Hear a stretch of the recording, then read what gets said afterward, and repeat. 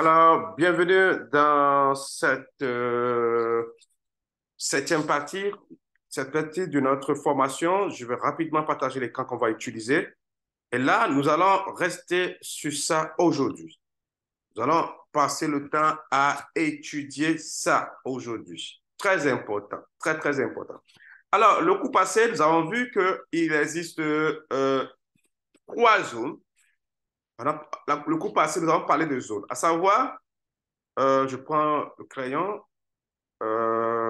zone de survente, zone de surachat et la zone intermédiaire. Ce que nous avons dit la dernière fois en notation, c'est où?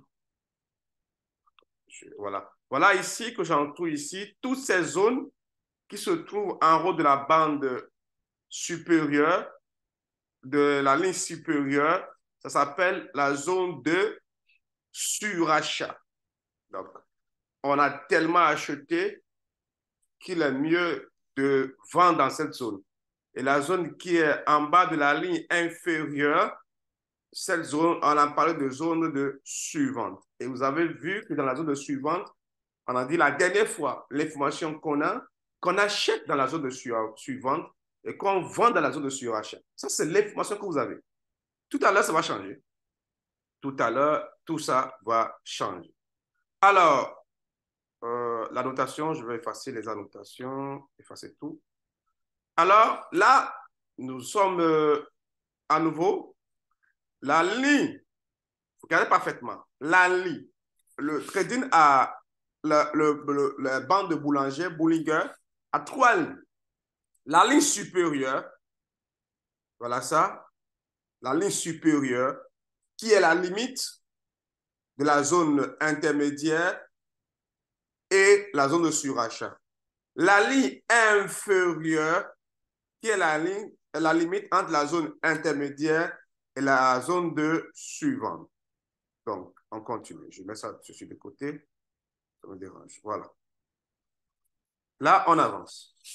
Alors, vous avez la ligne qui est en haut, qui est la ligne supérieure.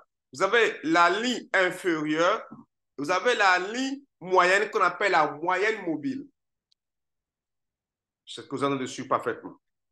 Ça s'appelle la moyenne mobile. Alors, l'espace qui se trouve entre la ligne supérieure et la moyenne mobile, on appelle ça bande inférieure. Il s'agit d'ici. Quelqu'un a écrit, je n'ai pas le son, il faut activer votre micro. Là, ce n'est pas la première fois qu'on suit le cours, donc essayez d'activer votre micro. Alors, bande inférieure est la zone qui se trouve entre la ligne moyenne, donc la moyenne mobile, qui est la ligne jaune, et la ligne inférieure. On appelle ça bande inférieure. Alors, la bande supérieure est la zone qui se trouve à la ligne avec la ligne entre la ligne supérieure et la ligne moyenne qu'on appelle la moyenne mobile. On appelle ça bande supérieure. Alors, en trading, vous avez l'obligation de connaître quatre zones. Quatre zones. Là, hier, on a parlé la dernière fois, on a parlé de trois zones. Zone de survente, zone de surachat et la zone moyenne. Seulement que la zone moyenne est divisée en deux zones. En bande inférieure et en bande supérieure. C'est très important ce que nous faisons, s'il vous plaît. Le trading, ce n'est pas de la magie. On ne se lève pas pour dire, ah, le crypto a chuté ou c'est acheté, j'achète. Non. Vous allez perdre de l'argent. Si vous ne respectez pas les détails, vous allez perdre de l'argent. Ça, je le dis et je l'insiste. Je ne suis pas là pour vous dire que vous avez des millionnaires et des milliardaires. Non. Vous allez être des millionnaires si et seulement si vous avez appliqué les principes et que vous connaissez mesurer vos risques. J'avais dit au début de la première partie, qu'on ne trade jamais avec l'argent qui ne vous appartient pas ou avec de l'argent qui est utile pour vous. Parce que c'est un métier à risque. Voilà. Je reprends. Vous avez la ligne supérieure qui est en haut, qui est la frontière entre la zone de surachat et la moyenne mobile. La zone moyenne. Vous avez la ligne inférieure qui est la frontière entre la zone moyenne et la zone de suivante. Voilà. Donc, Là, tout est déjà clair. Il y a bande inférieure. Je vais essayer d'annoter. Vous allez essayer de voir. On a bande inférieure qui est toute cette zone qui se trouve entre la moyenne mobile et la ligne inférieure. On a la bande supérieure qui est la zone qui se trouve entre la moyenne mobile et la ligne supérieure. Alors, le comportement de votre crypto, la décision que vous avez à prendre dépendra de quelle zone vous vous trouvez avec votre bougie. Alors, généralement, on vous dira que quand la bougie est rouge, qu'il faut acheter. Parce que quand c'est rouge et quand ça atteint ses limites, c'est que rouge veut dire je vais chuter. Voilà. Vous pouvez acheter parce que ça va aller en vert pour grimper. Et quand ça tend vers vert, il faut revendre. Parce que sinon, ça peut s'essouffler. Ce sont les informations que les traders donnent de manière générale. Alors là, moi, je vais vous dire quelque chose. Je suis là pour partager les secrets avec vous. Alors, on va démarrer véritablement dans l'analyse profonde. J'espère que vous êtes prêts et que vous êtes attentifs dans ce que je veux dire. En trading, vous avez deux mèches, deux bougies. Vous avez deux bougies. Vous avez deux bougies. La couleur bleue ou généralement la couleur verte ou la couleur rouge. C'est à vous de définir la couleur de votre bougie. Voilà. Parfois, vous allez voir couleur verte, couleur rouge ou couleur bleue, couleur rouge. Parfois, couleur bleue, couleur jaune. Ce qui est sur la couleur verte et la couleur bleue est utilisé conventionnellement quand la crypto est en train de grimper. Et la couleur rouge et ou la couleur jaune est utilisée conventionnellement quand la crypto est en train de chuter, pour dire danger. Feu vert. C'est comme la vie, pratique. Feu vert, vous pouvez y aller. Feu rouge, danger. Alors, suivez. Quand est-ce qu'il faut acheter vos crypto-monnaies? Avec la technique du boulanger, banque de Bollinger. Suivez. Cette technique n'est pas disponible ou n'est pas la même chose avec d'autres indicateurs comme la RSI ou le MACD. Je précise bien, on avait le banc de boulanger. On achète la crypto-monnaie quand la bougie rouge déborde la bande inférieure. Je répète, on achète la crypto-monnaie quand la bougie rouge déborde la bande inférieure en formant une mèche. On achète une crypto-monnaie quand la bougie rouge déborde la bande inférieure et forme une mèche. Voilà ici. La bougie rouge, j'encercle ça, a débordé la bande inférieure et a formé une mèche. Une mèche, c'est-à-dire, il maigrit. Parce que dès qu'il maigrit, il est en train de chercher à changer de couleur. C'est-à-dire, il veut passer de couleur bleue ou la couleur verte en couleur, ou la couleur rouge ou la couleur orange en couleur bleue ou la couleur verte. C'est ça ici. Vous avez vu que dès que la bougie a chuté, regardez, ça a commencé à partir d'ici, la chute. Il a fait ça, il continue à chuter, il continue à chuter, il a chuté ici, il continue à chuter jusqu'à ce qu'il a percé la bande inférieure et a formé une mèche. Dès qu'il a fait ça, qu'est-ce qu'il a fait? Il s'est retrouvé ici, en haut de la bande supérieure. Il n'y a pas de sorcellerie. On achète la crypto-monnaie quand la bougie rouge déborde la bande inférieure pour aller dans la zone suivante. Mais quand on dit déborde, il y a deux sens. Ça peut déborder pour aller dans la zone vers la moyenne mobile. Donc, je dis bien, déborde la bande inférieure pour aller dans la zone suivante en formant une mèche. Là, vous pouvez acheter. Pas que vous devez acheter. Vous pouvez acheter. Parce que je vous ai déjà dit que l'analyse d'un indicateur seul ne vous donne pas le droit d'acheter une crypto-monnaie, qu'il faut associer plusieurs indicateurs avant de chercher à faire l'achat. Donc, avec Bollinger, vous achetez, vous pouvez acheter quand la bougie rouge déborde la bande inférieure et forme une mèche dans la zone inférieure. Là, vous pouvez placer votre ordre d'achat. Ça, c'est ce qui est conseillé pour les débutants. Vous pouvez placer votre ordre d'achat. Alors, je continue. Quand je forme souvent des gens, on me pose la question, donc, monsieur, ça veut dire qu'on va toujours attendre toute notre vie que la bougie déborde la bande inférieure avant d'acheter. Et si ça ne le fait pas, qu'est-ce qui va se passer? Effectivement, ça, c'est une possibilité. Maintenant, on vient de voir quand est-ce qu'il faut acheter dans la zone inférieure, dans la zone de suivante.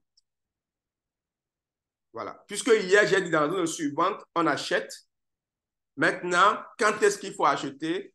On achète si et seulement si la bougie rouge déborde la ligne inférieure et forme une mèche dans la zone de suivante. Là, on est d'accord. On va continuer. On va continuer.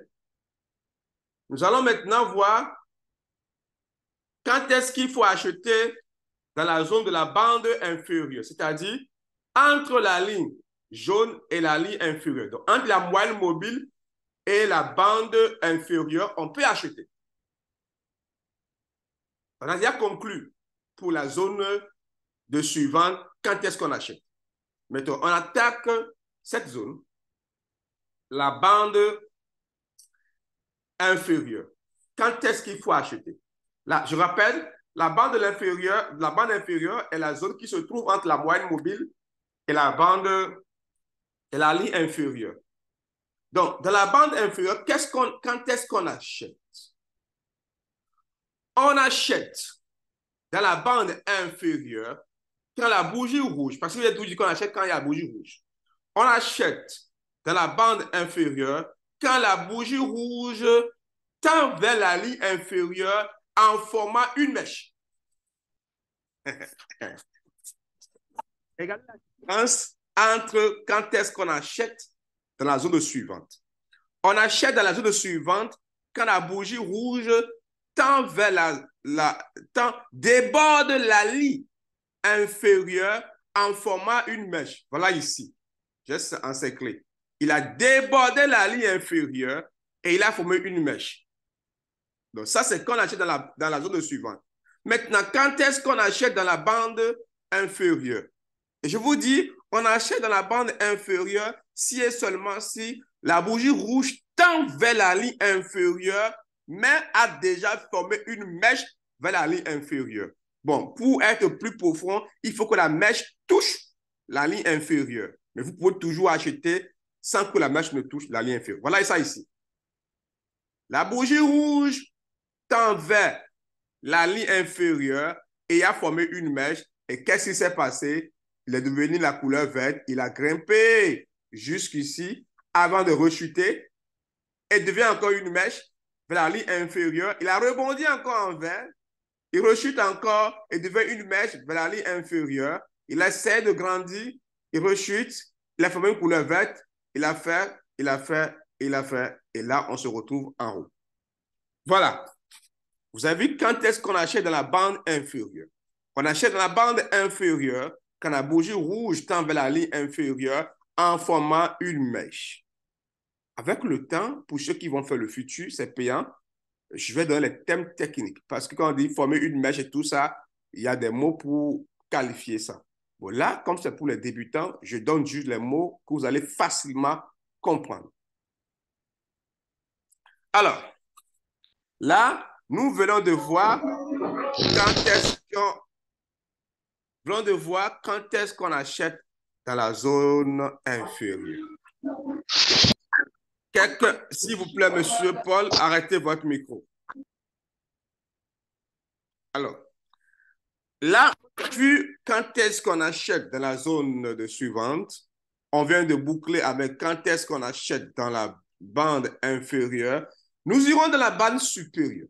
La bande supérieure est la zone qui se trouve entre la moyenne mobile et la ligne supérieure. Il n'est pas conseillé aux débutants d'acheter dans cette zone parce que c'est risqué. Je dis bien, il n'est pas conseillé à un débutant d'acheter une crypto-monnaie dans la bande supérieure parce que c'est risqué. Parce qu'une crypto-monnaie qui est dans la bande supérieure, vous êtes d'accord avec moi qu'elle a fait déjà ses courses de la bande sur la zone suivante, elle a traversé la moyenne mobile qui généralement représente une résistance, il a percé la moyenne mobile et il se retrouve dans la bande supérieure. On peut acheter dans la bande supérieure, on peut, mais c'est déconseillé d'acheter dans la bande inférieure. Alors, je préfère ne pas vous demander d'acheter dans la bande supérieure, autant pour moi. Nous allons attendre. Quand on va attaquer RSI, je vais l'associer pour vous dire quand est-ce que vous allez acheter une crypto-monnaie quand la crypto est dans la bande supérieure. Pour l'instant, retenez juste que vous pouvez acheter dans la bande. J'ai dit pour l'instant. N'allez pas dire au quartier que je vous ai dit qu'on n'achète pas dans la bande supérieure. J'ai bien dit, il n'est pas conseillé d'acheter dans la bande supérieure. Voilà. Je n'ai pas dit le contraire. Et je ne veux pas vous expliquer quelque chose que vous avez mal utilisé. Je préfère attendre qu'on va attaquer la RSI et vous revenez sur le Bollinger, l'associer pour dire quand est-ce qu'il faut acheter dans la bande supérieure. Parce que la bande supérieure avec la Bollinger marche forcément, ça je le dis, forcément avec la valeur du RSI. Ça dépend de à quelle valeur le RSI se trouve. C'est en ce moment qu'on peut dire que vous pouvez acheter ou pas. Voilà. Alors, nous continuons. Là, on a laissé les achats.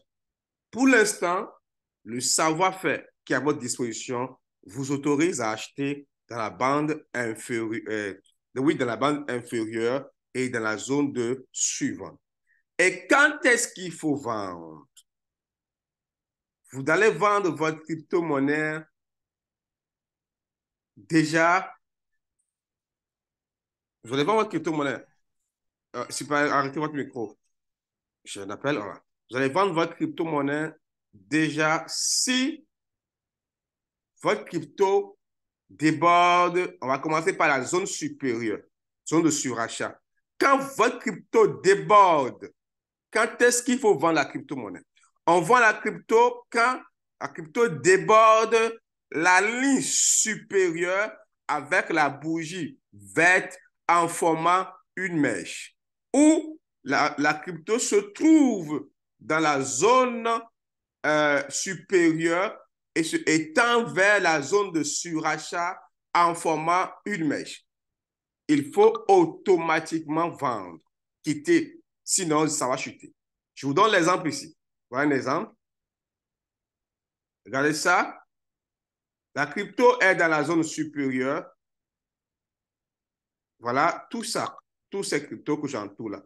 La bougie verte est dans la zone supérieure. Vous voyez voir que quand ça atteint vers la ligne supérieure et ça affiche une mèche, qu'est-ce qui se passe? Ça chute.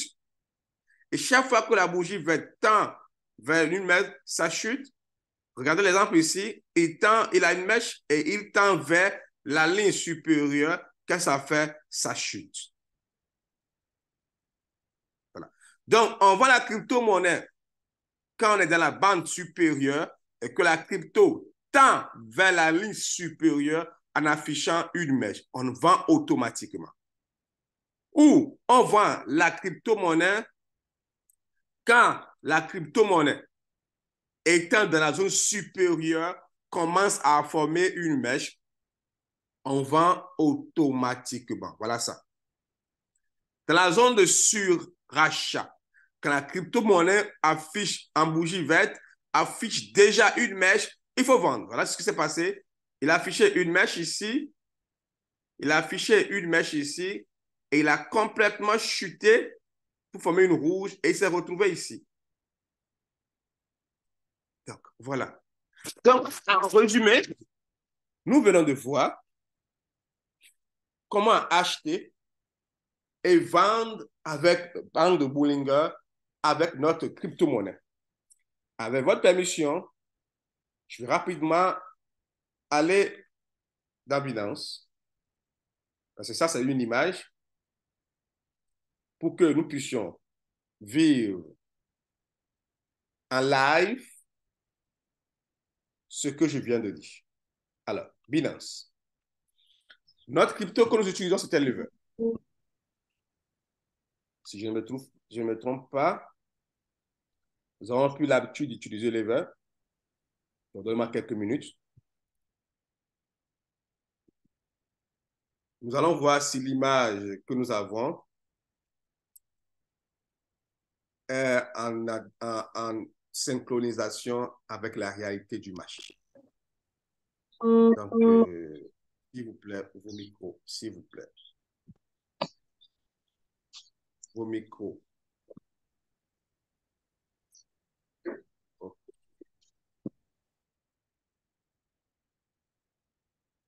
Partage d'écran. Voilà. Binance.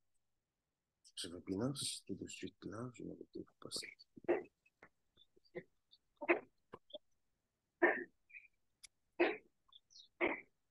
Attends, je vais devoir arrêter le micro.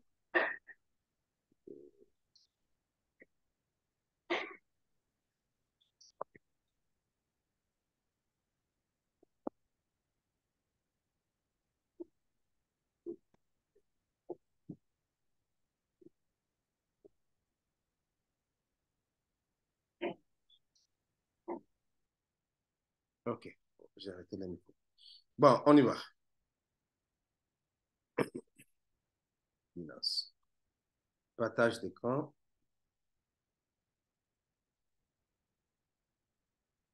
OK.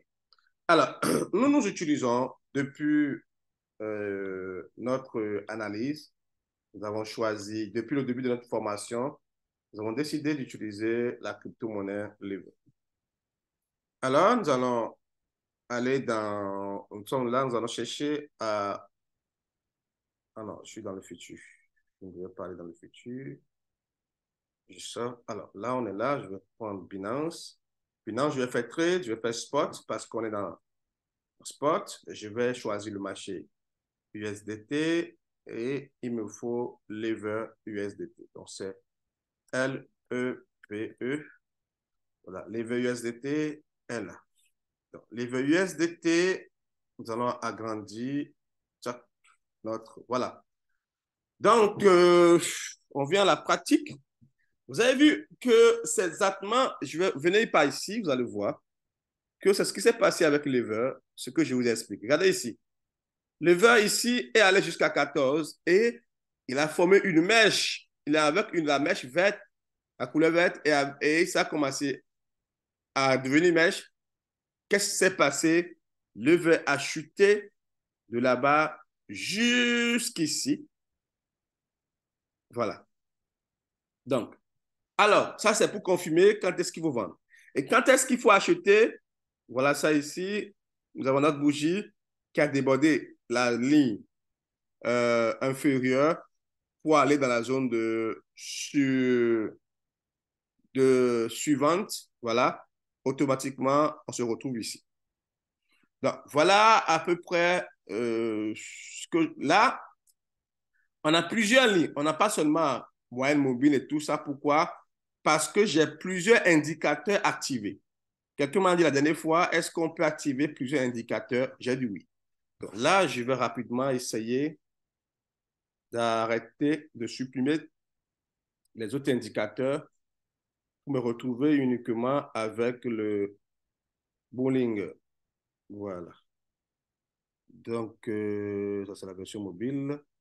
Je viens normalement ici. La version PC, il y a longtemps que j'ai pu utiliser de PC.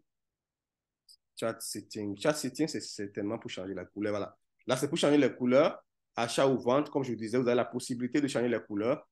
De mettre jaune, B, buy, S, c'est sell. Donc, vous pouvez changer la couleur de ce que vous voulez. Donc, vous avez la possibilité de changer le rouge et tout ça. Le conventionnement, c'est la couleur verte, la couleur rouge, ou la couleur bleue, la couleur rouge, ou la couleur verte, la couleur orange, ou la couleur bleue, la couleur orange, généralement. Là, c'est ce qui permet aux gens de vite, rapidement cerner. Là, c'est ça, on est ici, on est juste ici, on est dans la zone de suivante, ça a débordé la bande de la ligne inférieure et ça a formé une bougie rouge. Il faut acheter automatiquement parce que ça doit grimper. Alors, je viens ici, c'est pour la durée. Il y a longtemps que je n'ai plus tradé avec le téléphone, donc je cherche l'endroit rapidement de l'ordinateur parce que moi, je trade avec le téléphone et là, je suis avec le Mac et les interfaces diffèrent, ça diffère énormément. Donc voilà, indicateur technique. Vous voulez ici, juste après paramètres, vous allez voir ça, indicateur technique, vous cliquez sur ça, vous désactivez les autres parce qu'il y a le MA activé, je désactive. Voilà. Donc, je veux juste le Bollinger et j'enregistre. Et là, j'ai les trois. Vous avez vu, je vais essayer d'agrandir un peu. Je vais agrandir un peu. Attention. Voilà. Bon, donc là, vous avez les trois lignes. Ici, la moyenne mobile est la couleur violet. La ligne inférieure est là. La ligne supérieure est là. Vous avez la bande supérieure et la bande inférieure. Je vais aller sur 1 heure.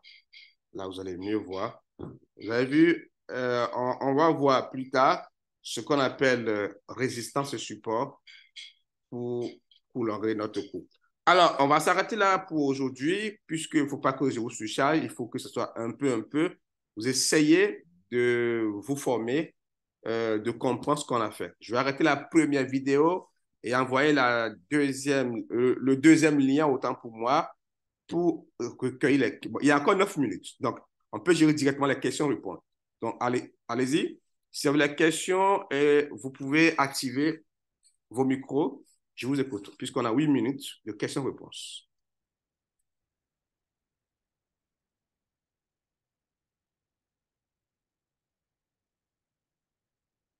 Je vous écoute. Alors là, ça veut dire qu'il n'y a pas de questions-réponses, que ce qui a été fait a été assimilé. Je vais plus tard vous envoyer la vidéo pour que vous puissiez réviser tout ce qu'on a fait aujourd'hui. Rendez-vous demain. Non, demain, je serai en plein vol. Rendez-vous mercredi prochain. Bon week-end à vous.